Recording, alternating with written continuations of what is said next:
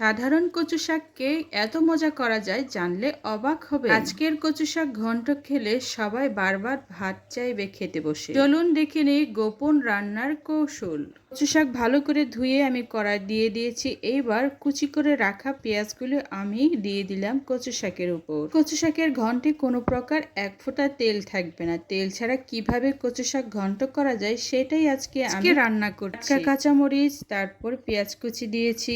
এখন আমি যেটা দিব সেটা হচ্ছে একটা মাছের মুন্ডু। অনেকেরই ধারণা তেল ছাড়া কি মাছের মুন্ডু দিয়ে ভর্তা খাওয়া যায়? খাওয়া যায়। লবণটাও অ্যাড করে দিয়েছি। এইবার আরো কিছুতে দেওয়ার বাকি আছে। ঘন্ট যে খাবে সেই বলবে এত মজার ঘন্ট এর আগে তো কখনো খাইনি, কিন্তু খেয়ে দেখা প্রয়োজন। মাছের বিশাল মাথার মুন্ডু তো এখন আমি দিয়ে দেবো এই কচুর ঘাটিতে, আর তাতেই হবে অনেক টেস্টি। আরো তো কিছু বাকি আছে। যদি টক জাতীয় কিছু অ্যাড করে নিতে ইচ্ছে করে তাহলে করে নিতে পারে। গাছে গাছে অনেক ধরনের টক আম পাওয়া যায়, এই টক আমগুলো ব্যবহার করতে পারেন। আবার টকের জন্য আপনি লেবু দিতে পারেন, অনেকে আবার তেঁতুলও ব্যবহার করে থাকে। এখন আমি পানিটা নিয়ে নিয়েছি। এই পানিটা দিয়ে আমি এখন কচুটা সিদ্ধ করব, তার মানে ভর্তা তৈরি করব। রসুনটাও অ্যাড করেছি। কাঁচামরিচের পরিমাণ ছিল অনেকগুলো কাঁচামরিচ এই কারণে দেওয়া হয় কারণ কাঁচামরিচ আর কচু শাকের ঘন্টতে অনেক বেশি ফ্লেভার আছে। শাকের নিজস্ব একটা ফ্লেভার আছে, ওই ফ্লেভারটা হচ্ছে এই কাঁচামরিচ দিয়ে বেশি পাওয়া যায়। দিয়ে ঘন্ট করব সেগুলো আমি অবশ্যই নিয়ে নিয়েছি। এবার একটা ঢাকনা দিয়ে আমি ঢেকে দেব। কে বলে আমার গলা চুলকায়, যার কারণে আমার কচু শাকটা খাওয়া হয় না। এই ধরনের যারা কথা বলেন তাদের জন্য একটা ট্রিক্স আমি শেয়ার করব এই রেসিপিতে। রেসিপি যারা ফুল দেখবেন তারাই শুধু এই ধরনের ট্রিক্সটা পেয়ে যাবেন। শাক দিয়ে গরম ভাত, কাঁচামরিচ আর একটা পেঁয়াজ আর একটা যদি লেবুর টুকরো থাকে, খাওয়াটা এত মজাদার হয়। ভাত তো শেষ হবে, তার সাথে বারবার ভাত নিয়ে খেতে ইচ্ছে করবে এই কচু শাকের ভর্তার রেসিপি দিয়ে।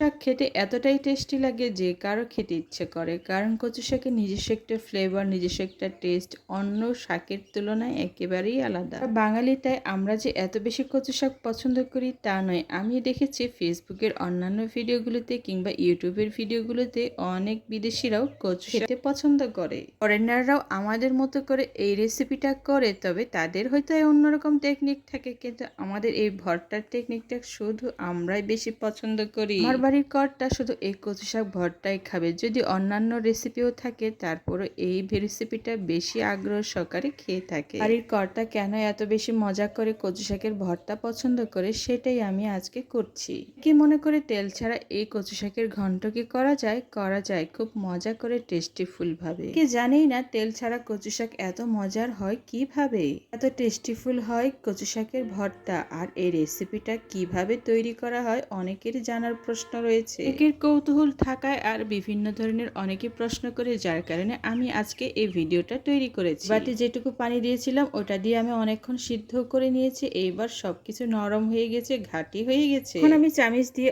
অনেক সুন্দর করে নেড়েচেড়ে দেবো, আর সবকিছু যাতে মিলেমিশে এক জায়গায় একসাথে ঘন্ট হয়ে যায় সেটাই আমি করছি। ফুল কচু শাক ঘন্ট এইভাবেই খুব সুন্দরভাবে অনায়াসে ঘন্ট তৈরি করা যায়। আর গলাও চুলকাবে না, আবার আপনি বলবেনও যে খেতে গিয়ে আমার গলা চুলকাচ্ছে। ঠিক এই পদ্ধতিতে রান্নাটা করতে হবে। শাকটা প্রথমের দিকে ঢাকনা দিয়ে যে ঢেকে দেওয়া হয় সেটা বারবার খুলতে হয় না। পানিটা শুকিয়ে যখন একবারে কাট হয়ে যাবে ঠিক তখনই ঢাকনাটা খুলে নিতে হয়। শাক বারবার সিদ্ধ করার সময় যে ঢাকনাটা বারবার খুলে নেওয়া হয় সেই কারণে কচু শাকে বাতাসটা ঢুকে আর কচু শাক সিদ্ধ হতেও সময় লেগে যায়। রান্নাঘরে অনেকক্ষণ ঢাকনাটা থাকলে কচু শাকটা খুব সহজে সিদ্ধ হয় আর গলাও চুলকায় না। কচু শাক কেন গলা চুলকায় না তার থেকে আরো একটা মজার বিষয় আপনাদের সাথে শেয়ার করি, সেটা হচ্ছে কচু শাকটা অনেকটা সময় নিয়ে একটু ঘাটি করতে হবে যত্ন সহকারে, আর সেটা বারবার নেড়েচেড়ে। বাটিতে করে আমি আবারও পানি অ্যাড করেছি, আর এই পানিটা দিয়ে আমি আমার রান্নাটা সম্পূর্ণ করব। অলরেডি প্রথমবার আমি পানি দিয়ে ভালো করে ঘাটি করে নিয়েছি,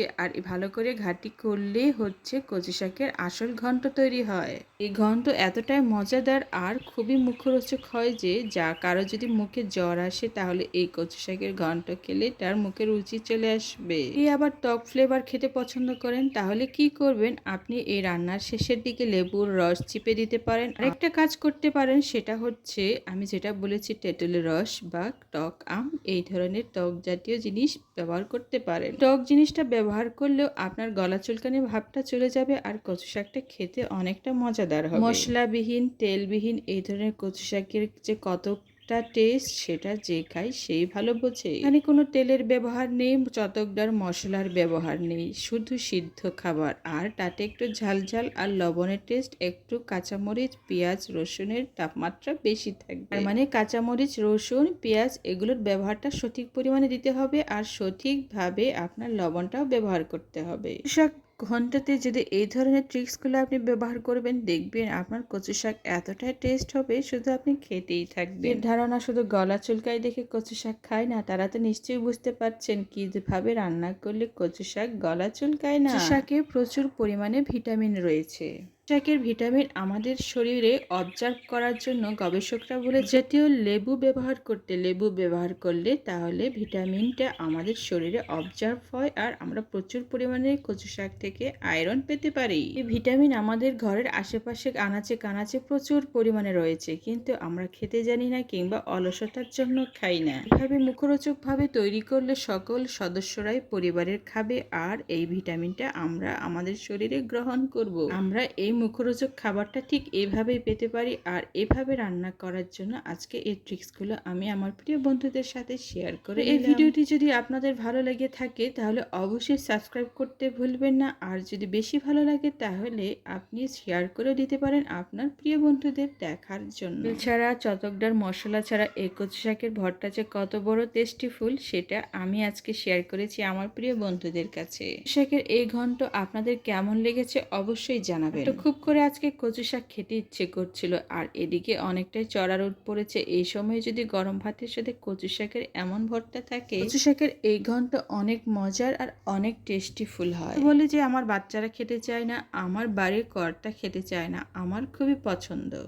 একবার হলেও ট্রাই করে দেখতে পারেন এই ধরনের রেসিপিটা। আর এই রেসিপিটা আপনার বাড়ির সদস্যদের অবশ্যই পছন্দ হবে। আবার এইভাবে ভর্তা তৈরি করে আবার শিলপাটায় বেটে নিয়ে আমি আজকে বাটলাম না, শুধু আপনাদের দেখানোর। লাস্টের দিকে আপনি সরিষার তেলও অ্যাড করে নিতে পারেন। আর সরিষার তেলটা ব্যবহার করলে এটার ফ্লেভারটা অনেক সুন্দর আসে। এই ঘন্টটা চামিচ দিয়ে বারবার এইভাবে নেড়েচেড়ে নিতে হবে। দেখবেন আপনার কচু শাকের ঘন্টটা অনেক সঠিক পরিমাণে ঘন্ট হচ্ছে আর কোনোভাবে এটা গলায় থাকবে না, গলায় চুলকাবে না। গলায় না চুলকালে তো আরো টেস্টি হয়। আর এইভাবে ঠিক আঠা আঠা করে ঘন্ট করে তৈরি করতে হবে। এই সময়টাতে আপনি যদি লেবু ব্যবহার করতে চান লেবু ব্যবহার করেন, আর যদি কাঁচা আম ব্যবহার করেন তাহলে শুরুটাই দিয়ে দিবেন। আমার বাড়ির কর্তা এই সময়টাতে লেবু ব্যবহার করা পছন্দ করে, তার পরবর্তীতে আর লেবু ব্যবহার করতে হবে না। ঘন্টটা অনেক সুন্দর হয়েছে, আঠালো চটচটে একবারে। কি সুন্দর লাগছে, কি মোলায়েম লাগছে, তুলতুলে নরম। রান্না হওয়ার সাথে সাথে গরম গরম খেতে বসলাম। আমি নিয়েছিলাম এক টুকরো লেবুর রস, তারপরে হচ্ছে পেঁয়াজ আরও হচ্ছে কাঁচামরিচ। টুনটুনি আজকে আমার সাথে খেতে বসেছে, সে খুব মজা করে খাচ্ছে আমার এই কচুর ঘন্ট। আমার টুনটুনি কচু শাকের ঘন্ট এতটাই পছন্দ হচ্ছে, আমি ওকে খাইয়ে দিচ্ছিলাম, সে খায়নি। সে নিজে থেকে কচু শাকের ঘন্ট আর একটু একটু ভাত নিয়ে খাচ্ছিল। এমন আচরণ দেখে আমি তো মহা খুশি, এতটাই আনন্দ। আমি তো দুবু ওর সাথে অনেকক্ষণ আমি ভাত খেয়েছি, অনেক মজা করেছি। যারা আমার এই ভিডিও ফুল দেখেছেন তাদের সবাইকে অনেক ধন্যবাদ। সাথে সাবস্ক্রাইব করতে মোটেও ভুলবেন না।